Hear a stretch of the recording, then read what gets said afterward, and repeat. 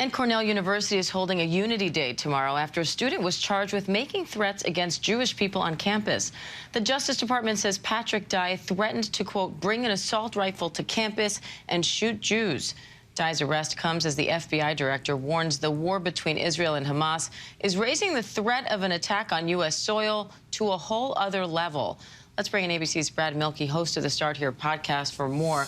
Brad, how's the Cornell community responding to the threats and now this arrest? Yeah, right. I mean, it's really rattled students on campus because this is not just some random threat from a random person. A fellow student. A fellow student, allegedly, and speaking specifically not just about killing Jews, but referencing a specific dining hall on campus. This is the only kosher dining hall on campus. We talked to a student on campus, a sophomore, who said that this is a place it's open to everyone, but it ends up becoming a hangout for Jewish students because of dietary restrictions. Sometimes it's the only place they can grab a meal if they're observant. And so, to know that there might be someone who walks among you thinking, I want to shoot, like fantasizing, I want to shoot up this place, makes you think it's because this has Jewish kids inside of it.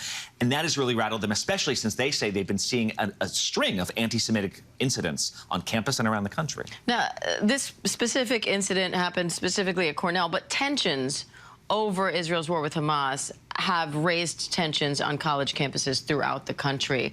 Now, campuses are normally a hotbed for debate, right? So how do schools continue to foster that without letting things get out of hand? That's the thing, because campuses have really become the epicenter of a lot of the pro-Palestinian movement in this country for years now. And so you're seeing this, you know, the demonstrations are animated as well.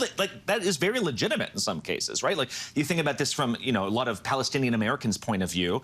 They're thinking to themselves, you know, there are people being penned up who are not allowed to leave Gaza, where the IDF is launching bombs inside of them. They talk about this feeling like a genocide. It feels very personal to a lot of students. So it makes sense that these demonstrations will be loud, they'd be boisterous. But then you think about the perspective of a lot of Jewish students on campus, and they think of this as not always just anti-Israel rallies, but more anti-Jewish mobs is what this ends up feeling like. We've had students at, you know, we talked about Cornell, but at Cooper Union here in New York City, you had Jewish students who basically had to huddle in a library while demonstrators were banging the doors around them. It evoked these very disturbing images that we've seen, we thought, far in the past. At Tulane University in Louisiana, there was an Israeli flag being burned.